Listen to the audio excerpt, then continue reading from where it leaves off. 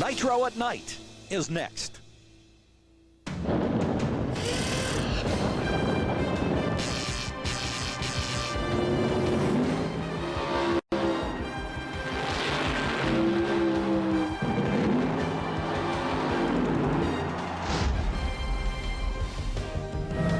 Looking down at Heartland Raceway Park just south of Topeka, Kansas. It's the scene of round 10 of the 1995 NHRA Drag Racing Tour, the Western Auto Nationals.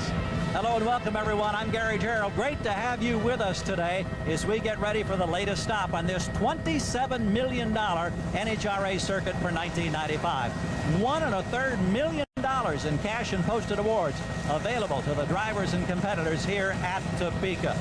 There's a special air of anticipation because even though elimination started just a short time ago under daylight conditions, for the first time in more than a decade, the NHRA is conducting the finals here tonight under the lights, which means we're going to get a rare opportunity to take a great close-up view of these fire-breathing 5,500 horsepower nitromethane monsters in the top fuel categories. It also means that weather conditions are going to be optimum for an all-out assault on the speed record book. Already, several interesting stories are developing. So let's go down to the top fuel pits and our colleague, Steve Evans.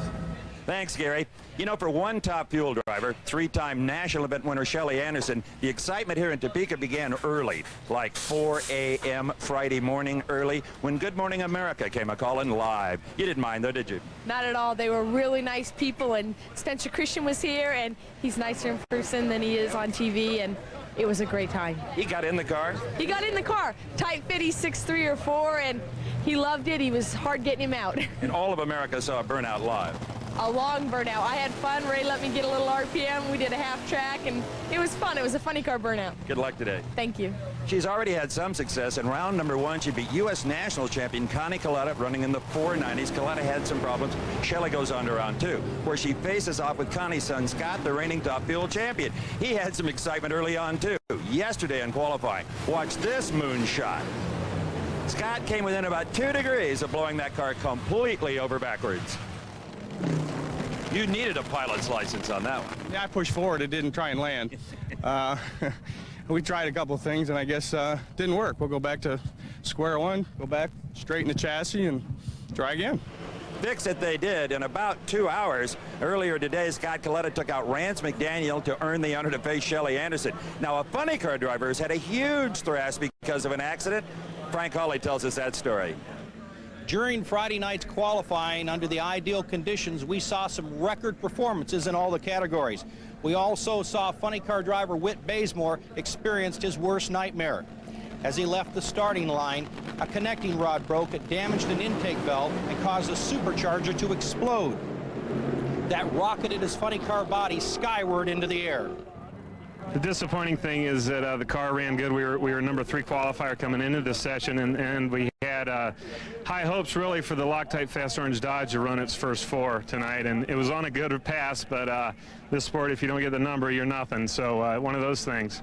Whit and his team successfully repaired the car, and in the first round of competition defeated Kenji Okazaki as his car smoked the tires under the tricky track conditions. Coming up in round 2, Whit will race Casey Spurlock, who ran a 5.05 second run at close to 300 miles per hour. Gary? So already some early drama here at Topeka as we get set now for the continuing second round action in top fuel. Tommy Johnson will be going against Blaine Johnson in our next pair. And conditions, Gary, could not be better. A bit of an overcast in the low 70s. Both lanes appear to be equal. We could have the best competition of the year. Blaine Johnson glides through the water to perform the tire heating, track cleaning burnout. Now, of course, every driver here wants to win the Western Auto Nationals. They also want to earn points towards the season-end championship, a bonus of $200,000. The winner will leave here with 100 points, 80 per runner-up. Think of it as 20 points per winning round with some bonus points for qualifying and national records thrown in. And here at the midpoint of the season, look just how tight the points battle is. Only 45 points separate the top 3 in top fuel coming to Topeka. Blaine Johnson has qualified number 2 here in Kansas. He's been number 1 on several occasions. In fact, he ran a 4.76, 291 miles an hour to get it into the program, and a 4.76, 297 to beat Mike Smith in round number 1. So that's the best elapsed time of the day so far belongs to Blaine Johnson. Tommy Johnson Jr. having the best race of 95 for his team. Qualified number 7 at another nice 4.79, 302 miles an hour. He beat Eddie Hill in the earlier stanza. Tommy Johnson Jr., only 27 years of age, the youngest driver ever to get an NHRA competition license. He earned it when he was 15 years old. And the view is from Tommy Johnson Jr.'s helmet cam. Alan Johnson checks out the competition. He'll now wave his brother Blaine forward as the wheels enter the electronic starting line beams. The top little light just is an aid to staging. The second light says you're right on the starting line. Get ready. There'll be a flash of yellow. 4/10 of a second later, the green. If you leave before the green, it bypasses that bulb and goes right to red, and you are disqualified.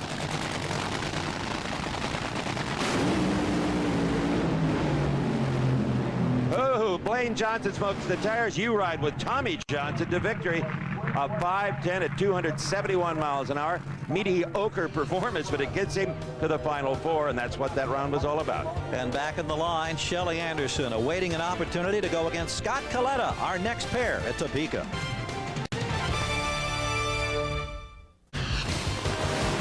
Back at Topeka, Scott Coletta, Shelly Anderson completing burnouts, getting ready for our next top fuel pairing.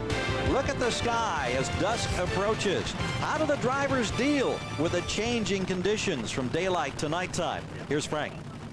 Not only do the crew chiefs need to contend with varying conditions between daytime and nighttime racing, the drivers must do the same thing. And they must contend with varying light conditions. The driver's job is to see precisely when this yellow light comes on. Now, during the day, most of the drivers will wear a dark tinted visor. It's just like wearing sunglasses. What that does is it stops the driver from squinting, allows a lot of light in, and he can see when that light comes on. But at nighttime, most of them will change to a clear visor. All this does, of course, is offer eye protection as he goes down the racetrack. The difficulty comes when it becomes dusk. It's not quite bright enough for the dark visor and not quite dark enough for the clear visor. So some drivers have gone to this special new orange lens. This one lens offers special optical qualities which allows the driver to wear that single lens from sunlight to moonlight.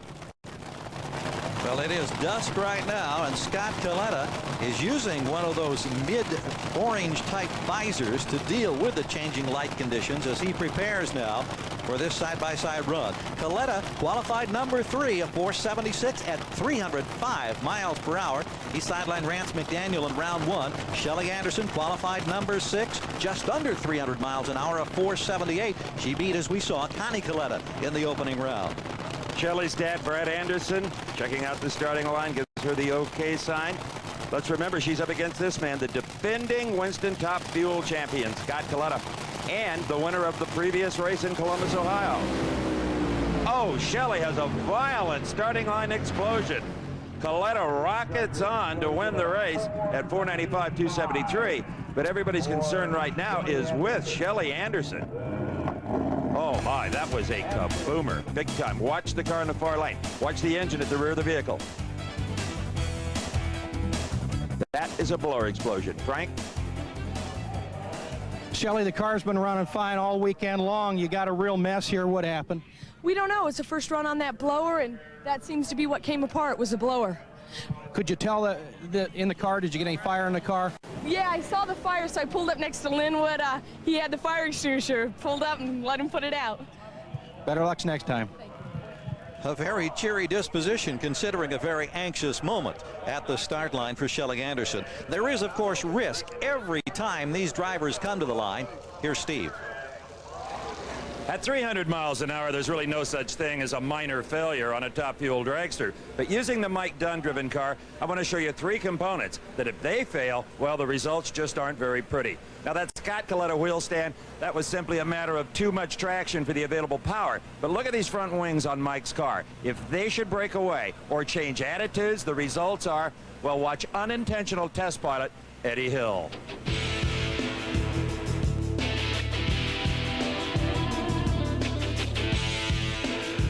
The big Goodyear slicks on Mike's car are the maximum 17 inches across. But remember, at speed, these tires grow, and the contact patch at 300 is, about like that, maybe 11 inches. What happens if you run over something and blow a tire. You need look no further than Doug Herbert a few races ago here at Topeka.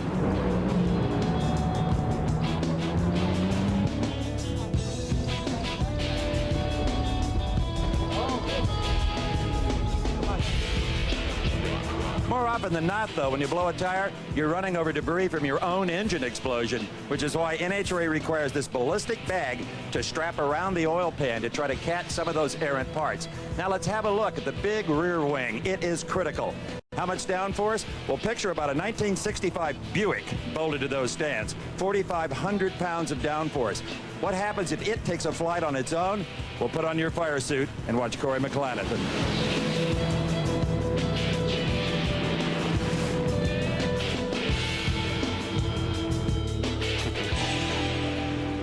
There were no serious injuries in those 3 crashes, and NHRA maintains a high enough minimum weight on these cars that few crew chiefs would be tempted to try to save an ounce when it comes to mounting the front or rear wings. Well, graphic evidence that you can never, ever take these amazing power plants for granted. And here's evidence right here. Corey McClanathan backing up as he gets set to go against Larry Dixon in the far lane. And Corey McClanathan is the heaviest hitter in Top Fuel this year.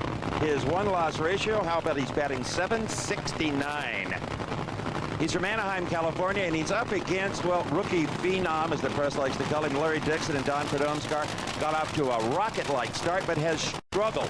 Not only a few weeks ago in Columbus, but barely qualified here in the number 13 spot. Beat Mike Dunn in round number 1 as Corey McClanathan was taking out Jim Head.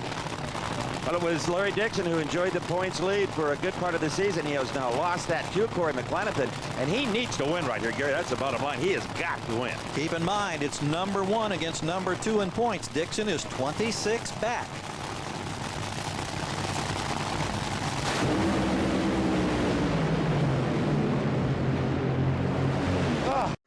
What a gorgeous drag race, and thanks to the electronic finish line judge, we know Corey McClanathan won it in the near lane by 1/1000th of a second.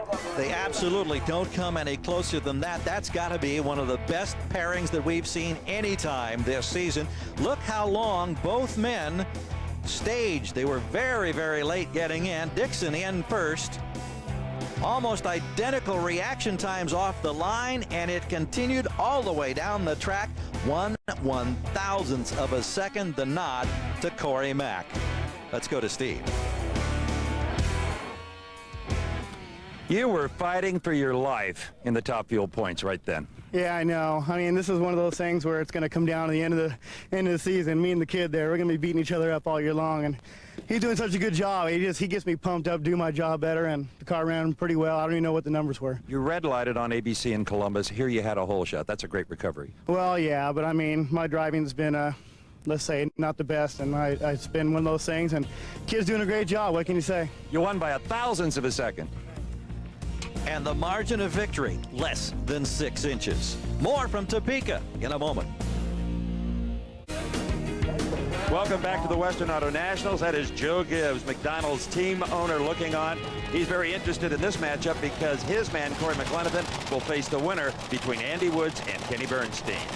Taking a look at Andy Woods, who is a bit of a long shot, came into this one as the 16th and final qualifier. He upset Joe Amato in the opening round, however. Kenny Bernstein, of course, very familiar with his tremendous success over the years.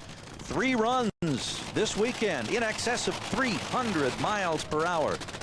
Now, to perform a perfect burnout, it takes tremendous throttle control. Kenny Bernstein does it not as well as anybody. Watch the butterflies and the injectors on top just above his head there. They just barely cracked open. He floated them in and out to keep the tires spinning, but not over revving the engine. But when it comes race time, well, that's a whole nother story. Right, Trey Colley? Reaction time to the starting lights is one of the critical jobs that's the responsibility of the driver. Miss that starting light by a few thousandths of a second, and you can go home a loser. Now, the driver must be psychologically and physically prepared to get a good start. One of the physical aspects of getting good reaction time has to do with how he applies the throttle. Now, most of you might think that he just rotates his foot from the ankle. But the muscles that control this movement aren't very strong and therefore aren't very fast.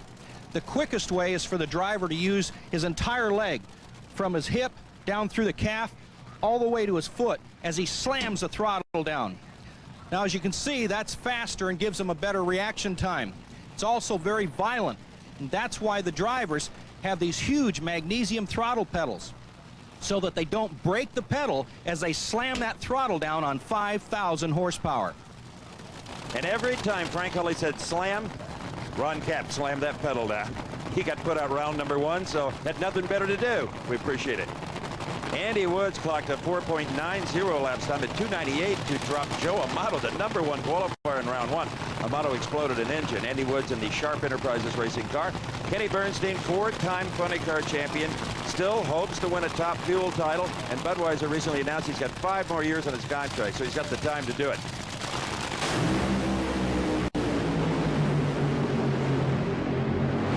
Another big run for Kenny Bernstein, crew chief Dale Armstrong, and his clutch expert Bob Brooks. And look at the numbers they put on the board. So the final 4 pairings in Top Fuel: Tommy Johnson against Scott Coletta. Coletta with a 495 has lane choice against the 510, and it'll be Bernstein against McLenathan. Bernstein's 481 good for lane choice, and right now he's with Steve Evans. Well, the king of speed is far more concerned with elapsed time today, and that was the quickest of the round at 481. Oh, that's great. Like you said, we're going for ETs today. We're not running good upstairs yet, but we need to win a race, and that's what it's all about. Armstrong, Brooks, the guys, they work hard. They deserve what they're getting today. Wasn't exactly slow at 306. Well, I guess not then. It was a little better than I thought it was. Thank you, Steve. A very happy Kenny Bernstein advancing as we turn our attention now to funny cars. Round 2 coming up. The first pair we'll see, Cruz Pedregon on the Batmobile going against Al Hoffman. And this will be a crucial battle for both Hoffman and Pedregon as regards the point standings, because look at John Force, still dominating the 95 campaign, nearly 100 points on top. This is an outstanding matchup. Hoffman, the fastest funny car in the world at 306 miles an hour. In fact, he's done it twice up against Pedregon. I'll tell you, I wouldn't pick a winner here. I wouldn't go out on a limb for either one of these guys. Tom Anderson checking over the car of Al Hoffman, who qualified number 4 here at a 5:05. Beat Kerry Clapshaw in round number 1. Cruz Pedregon, number 5 qualifier at 5:08. So they're only 0.03 of a second apart based on their qualifying numbers. And Joe Gibbs knows how important this is for his team, for Pedregon to try to move up and score some points on Hoffman. And Steve, we should note that this is the quickest funny car field in NHRA history. It took a 5:24 to make the 16-car eliminations. Let's watch as they stage. Nobody in a hurry here, just sitting there, gobbling up nitromethane at about 25 bucks a gallon. Whoa! Oh, Cruz almost went through the lights. Oh, it is Pedregon. He almost didn't stop that car in time, which would have brought about a red light and disqualification. Instead, he wins a 5:11 to a 5:12. What a drag race. We are seeing some tremendous racing action here at Topeka. Slight advantage off the line to Pedregon. Hoffman then coming hard, trying to keep his hopes alive, but Pedregon at the wheel of the Batmobile manages to hold him off and advances to the next round. Cruz is now with Steve. I gotta do it. Riddle me this, riddle me that. The Black Bat is back at 5:11. 5:11, we throw the kitchen sink at Hoffman. That's a tough team over there. I was in deep. We're looking for every advantage. It's the last time you'll see this Batman Forever car. I want to thank McDonald's and Joe Gibbs for putting me in this car. It's a great car, great team. We're coming around, slowly but surely. Could I have the fire suit? You won't need it anymore. Hey, if we win this race, I'll give you anything, Steve. Remember that, folks. And I know that Steve won't let Pedregon forget that. Backing up our next pair in the near lane, Chuck Etchells. He goes against Jeff Arend, and we're on board now with Etchells getting a look from his cockpit. And let's remember, it was Chuck Etchells who first broke the 4-second barrier right here at Topeka a couple of years ago. Jeff Arend, well, what an interesting story. The car he is in is owned by Paul Smith. It's his school car. You can actually go to school to learn to drive a Nitro Funny Car or a Top Fuel Dragster with Paul Smith. And Arend is one of the first graduates of that particular operation. That's Paul Smith. Jeff Arend turning some heads here in the last couple of events. In the first round here at Topeka, he sidelined Dean Scusa. This is Tim Richards now waving his driver Etchells into position as we again go back on board. Well, I tell you, Arend is just amazing. Qualifying number 10 at a 5:14. I mean, for a rookie, that is really stout. And he's done it several races. And he's out on Etchels. Look to your left. You're Chuck Etchels, and you just got beat. Jeff Arend, a 5:23 to a tire smoking and a little bit late 5:47 by Chuck Etchels. A terrific run by the young Canadian Jeff Arend, and we'll talk to him right after we come back. We welcome you back to Heartland Park in Topeka, Kansas. I'm Gary Gerald along with Steve Evans and Frank Hawley. Continuing action on the Western Auto Nationals. And at the far end of the strip right now, the young Canadian Jeff Arend, who just advanced, is with Steve. Who is Jeff Arend? Well, he's a young Canadian guy that just took out Chuck Etchels in the school car. Pretty big time stuff. I'm pretty happy about that. You know, I should have paid you a lot earlier to talk to you. It's cost me a lot of money so far. Going to school to drive a funny car, unique experience. Yeah, it's a lot of fun. Paul's a great teacher, and the crew is the best I know. You're looking pretty good yourself, I might add. Thanks a lot. 5:23. Jeff Arend excited because he is one of the semifinalists for the first time in his career. John Force, the season points leader, the many-time champion, being directed by crew chief Austin Coyle, backing into position after his burnout. Force is going to be going up against Jim Epler in our next pair. And Epler is a man who recorded some history right here at Topeka a couple of years ago. The first 300-mile-an-hour funny car run came from that man on this very racetrack out of Vancouver, Washington. Now, Forrest, to absolutely nobody's surprise, qualified number 1 here at a 4.98 second, the only 4-second funny car run we have seen all weekend. Ray Higley did not show up for round 1, so Forrest had a single. And in that single, he ran a sizzling 5:04. So he didn't just lay off and coast down the racetrack. And keep in mind, John Force has all but owned Heartland Park. He has won this event the last 2 times around.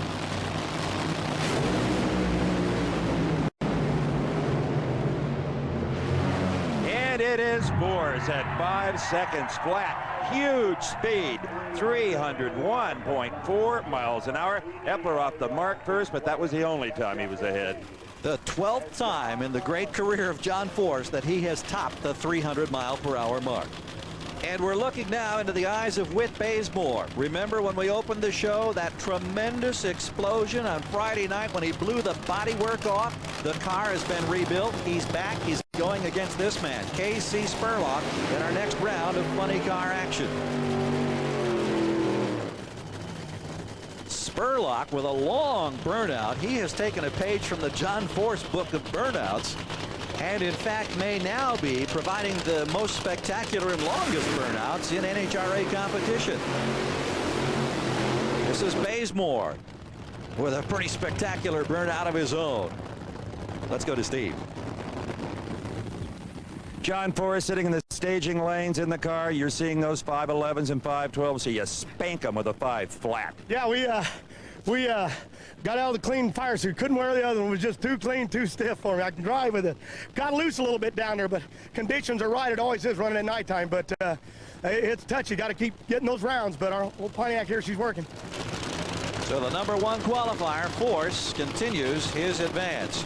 Our next pair, Bazemore and Spurlock, have now backed up. Bazemore qualified number 11, ran a 5:15. He defeated Kenji Okazaki in the first round, while Spurlock qualified number 3, a 5:05, nearly 300 miles per hour. He beat Gordy Bonin in round number 1. K.C. Spurlock in his career has won 2 races, both of them the Winter Nationals, the opening race of the year, and they were 4 years apart. He needs a win. Be the driver in a hurry. Who will break? Bazemore in. Oh, Bazemore, a tremendous start. Whit Bazemore is ahead. Oh, something goes wrong with Bazemore's car. It is Spurlock at 290 miles an hour in 5.10 seconds. They're never going to call Whit Bazemore Mr. Lucky. Well, it looked for a moment like Spurlock was going to be left at the starting line. A terrific reaction from Bazemore to get the jump. And he had the lead at better than half track, and then suddenly something shut down. Spurlock goes on to the win in his Dodge Avenger. So let's go to the finish line and check with the man they call Hollywood. Steve? A 5:05 in round one, a 5:10 in round two. You may be the only guy left that can run with John Force. Well, I really think so, Steve. You know, Ronnie Swearingen and the entire Fruit of the Loom Activewear crew, we've worked really hard on this new tune-up. Struggled a bit this weekend. Seems to be coming around. We're just looking forward to every round. Hopefully we'll meet Force in the final, see who's not only the king of the burnouts, but the king of this race. Well said. So the quickest funny car field in NHRA history has been paired to 4. This is the way they'll stack up in the semifinals. Jeff Arend against Spurlock. Spurlock's 5:05, good for the lane choice, against a 5:23 for Arend. The other semifinal pairing, Pedregon and Force. Lane choice goes to John Force with that 5-second flat. And what a tough break for Whit Bazemore. But on behalf of all the drag racing fans watching today on ABC, thanks for even making it in. After that accident, we really didn't think you'd be back. Yeah, well, I tell you what, we've found some new fans here in Topeka. That's certainly the case, but we're disappointed. I tell you, the car, we were way ahead of KC on that run, and something went wrong in the bell housing. Probably there's just a little flash of fire, and you know, we don't have a big trailer full of parts, so we've got to watch our P's and Q's here. Oh, tough break for Bazemore, who came within an eyelash of making the semifinal pairing. Darkness descending now on Heartland Park in Topeka as we turn to pro stock competition. We turn from the nitro burning machines of Funny Car and Top Fuel to the gasoline burning pro stock finalists. Jim Yates goes against Steve Schmidt. Schmidt qualified number 6, ran a 7:06, then eliminated Ray Franks and Larry Morgan in earlier rounds. Yates, meanwhile, qualified number 2 at a 7:04, beat Lewis Wharton and Danny Kaufman in the first 2 rounds. They may go 100 miles an hour slower than dragsters and funny cars, but they race just as hard for points. Warren Johnson and the Oldsmobile on top of the point spread right now. Jim Yates, who was leading, dropped down to number 2. And Darrell Alderman, who's been sidelined with the Dodge, will be back in 2 weeks at Denver to try to make up for lost time. 2,350 pounds, 5-speed transmissions, about 1,300 horsepower.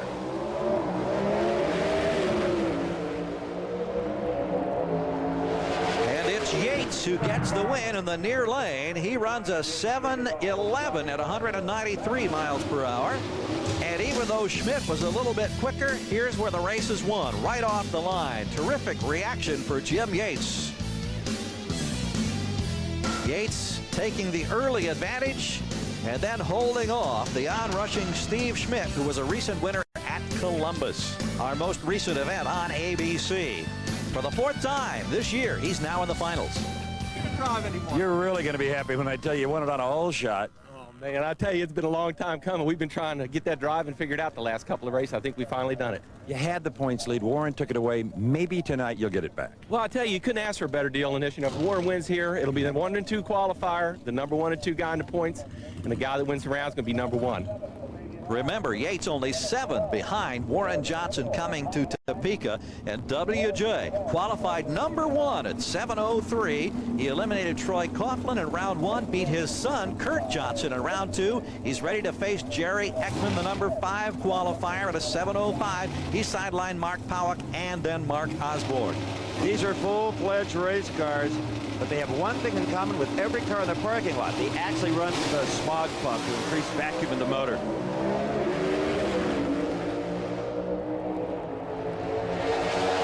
Warren Johnson is in still another finals as he battles to protect that precarious 7-point margin over Jim Yates. It sets up a final now against Yates. Johnson has lane choice, and the winner of this pairing will have the points lead leaving Topeka. Meanwhile, in the Top Fuel pits, Kenny Bernstein awaiting an opportunity to warm the engine as he looks ahead to the next round, while Funny Car Final 4 competition is next. Under the lights on the traction compound, it's Nitro Funny Cars. Sounds like a 70s radio commercial, doesn't it? I'm Steve Evans along with Gary Gerald and Frank Hawley, and that's what we've got here at Topeka. Under the lights, Nitro Funny Cars, the final 4. KC Spurlock will be up against the rookie Jeff Arend. A great opportunity under these nighttime conditions to see these fire-breathing monsters. Boy, what they put on a show, and this crowd is pumped as we get ready now for the semifinal matchup between Spurlock and Arend. Racing at night at these speeds is only possible with the state-of-the-art lighting system at Topeka. Raw fuel coming out of the pipes, that's normal. Give it a lot of nitro to launch with. Boy, boy, Jeff Arend got sideways, goes across the center line. He almost lost it as Spurlock advances with a 5.11 at 288 miles per hour, but a very close call for Jeff Arend. Let's take a look now in the near lane as the car starts to veer toward the middle of the track. Boom, takes out the cones. He manages to keep it under control, but of course, if you cross that center line at any time, it's an automatic disqualification. So now our attention shifts to John Force, a 5-time winner already this year, #1 in points. And earlier, Steve took a good close look at his car. With the engine in front of the driver and a body that likes to collect hot oil, fire is the biggest concern of every funny car driver, always has been, and that includes 4-time champ John Force. In 1992, John had 7 different fires, including this complete meltdown in Memphis, Tennessee, but he has always walked away without any injury, and there's some good reasons why. These fire bottles on board, one directed at the engine, the other at the cockpit. Of course, he wears a 5-layer suit, and John has gone to a helmet, some other drivers have as well, that hooks up to an air bottle, allows him to breathe when the cockpit fills up with smoke. Now, when the body is latched down, there's a firewall that separates the engine from the driver and little windows that'll light up if he sees flame. But John goes the extra mile, the only driver that does, I believe, and that is this hand protector. The crew snaps it on after John is in the car. If he has to get out in a hurry, he can. But John Force takes great care that he will always walk away. And you can always count on the fact that anybody going up against Force is trying to come up with a killer performance. This is crucial for Cruz Pedregon, #3 in points against Force's #1. And Pedregon will get the win as Force loses traction. Tires go up in smoke, and look at the elation from the McDonald's crew for Cruz Pedregon. Batman is alive, and Frank Hawley is with crew chief Bob Brandt. An important round win, and you're in the final. Yeah, very much so. The guys been working really hard. I don't know what to say, man. I mean, this has been a fantastic day for us. We got the 2 guys we needed to race first. That's what's important. Now we need to keep going. Thanks. So Brand and the crew head for the other end to greet their driver, who's alongside Steve. What a funny car final. Both of you at 5.11. Should be incredible. Batman forever. Yeah. Now, I'll tell you what, we've been trying to beat this guy Force. He's a great champion. I really have a lot of respect for him, but, you know, this team's coming around. We haven't been together. You know, we were stopping and thinking about Tom Anderson, how long he's been with Hoffman and Coyle and Bernie with Force. This team's not been together long, but they're making a heck of a run at this championship. So by a mere 0.003 of a second, Pedregon gets lane choice for the final matchup against Spurlock. We'll have more Nitro at Night from Topeka in just a few moments. Back at Heartland Park in Topeka, we get set now for the semifinal rounds in Top Fuel. Tommy Johnson goes against Scott Coletta. Coletta in the near lane as they inch their way into position now. The winner advances to the championship round. Tommy Johnson Jr. has not been in final all year long. Let's remember Scott Coletta hot after winning Columbus just a couple of weeks ago. Tommy Johnson, great start. Oh, and the power goes away. Scott Coletta, who may have been beaten, comes from behind to pick up the win at 486, 300 miles an hour. It was the blower belt that came off of Tommy Johnson Jr.'s automobile. Take a look at it now. As you can see, it begins to shred right here at the start line. You can see the little fragments. And now in real time from the cockpit, right there. See his head snap forward as the belt broke. A lucky break for Coletta. Scott says just like Columbus, and it is. Scott, with all the 470s in qualifying, I didn't think 486s would get you to the final, but here you are. Yeah, that's for sure, and he was running better than that. He was out there, and then his broke, so, well, need the luck, you know. Maybe this will be like Columbus. Would you like to race in the final, or does it matter? Kenny, of course. We need to gain points on Corey. Perfect. Scott Coletta, who won here at Topeka in 1994, now going to the finals. Our next pair will determine his opponent. Will it be Kenny Bernstein in the near lane or Corey McLenathan on the far side? Gary, let's put this horsepower thing into perspective. The combined horsepower of these two vehicles equals half the starting field of the Indianapolis 500, about 12,000. Tremendous horsepower, and we're getting the full treatment under the lights tonight at Topeka.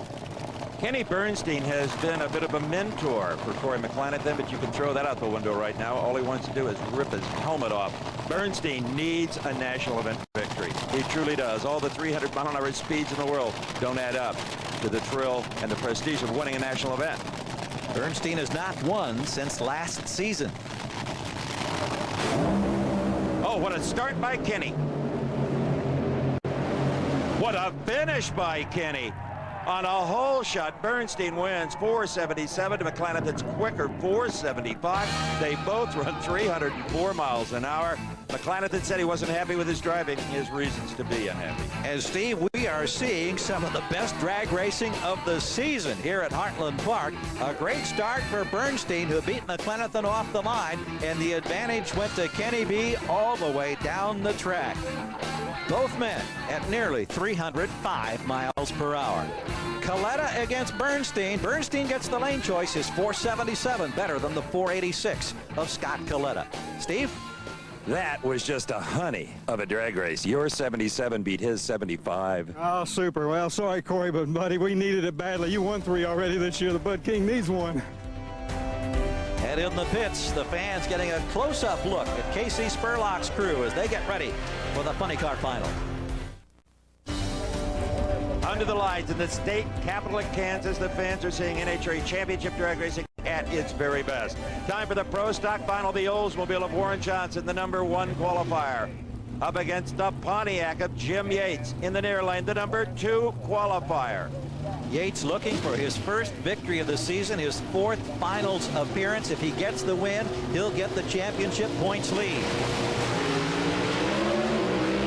No advantage off the mark. Dead even. At the finish line by half a car length, though, it is Warren Johnson. 7:06 defeats a 7:12. I really expected the Yates car to run a little bit better than that, be a little closer to Warren than he was. Taking a look as they came off the line, almost identical reactions. The Firebird on the near side, that Olds Cutlass on the far side. Johnson then at mid-track, slightly pulling away. The 7:06 is good for the victory, and he keeps the points lead. He's happy. He's with Steve.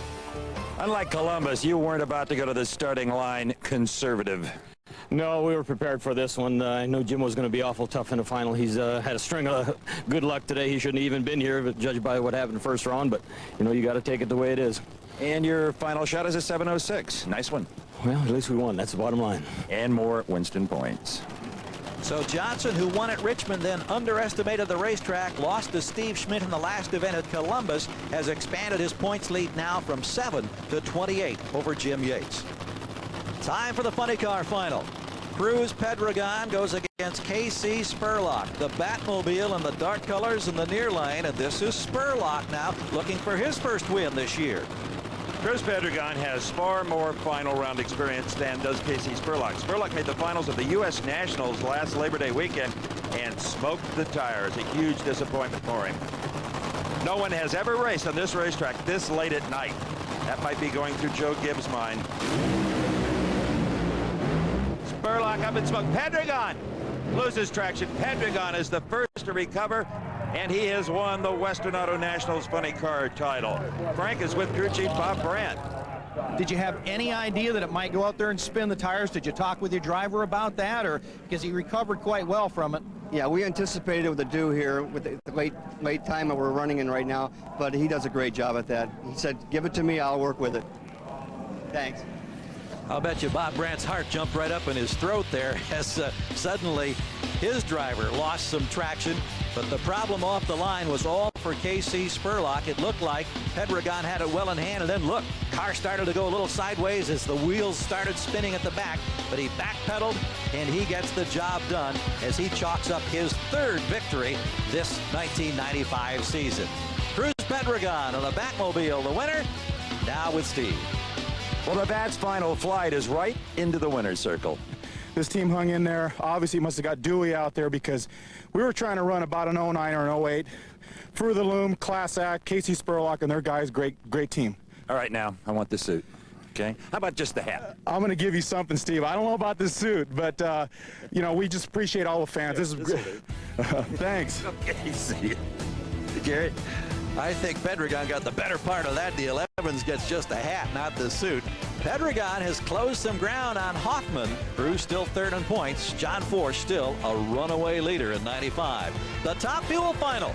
Bernstein and Coletta coming up in just a few moments. Back at Topeka, we have one championship round to go. It's in top fuel. Scott Coletta and Kenny Bernstein. Coletta in the far lane, Bernstein on the near side. Bernstein has been the better driver and has had the better car all night long. But it is Scott Coletta and his crew chief Dick LaHaye who realized the dew was coming in and did not overpower the racetrack. A parting 482 at 295. Smart top fuel racing. The replay shows the reaction advantage to the far lane to Coletta. Bernstein trying to hang with him. Then the dreaded smoke off the rear tires, and Scott Coletta is home free, his third win of 1995. Let's go to Steve. Pretty good result, though, for a guy that almost blew over backwards yesterday. I tell you, you didn't tell me what it ran yet, but I know it was terrible. That one, 82. 82? Ah, it quit down there on the other end. Must have put some cylinders out. It didn't feel that good, but, you know. I think Dick LaHaye knew the moisture was here. Yeah, you know, for sure. I mean, with them other guys going up there, the funny car smoking the tires and stuff, we thought, uh-oh. But, hey, you know, if I got to get it down the track, I'll try and get it down the track. But I didn't have to. So Scott Coletta has made a big jump with this win of the points. Look, he's just 3 now behind Corey Mack. Larry Dixon still on the hunt, 49 off the pace.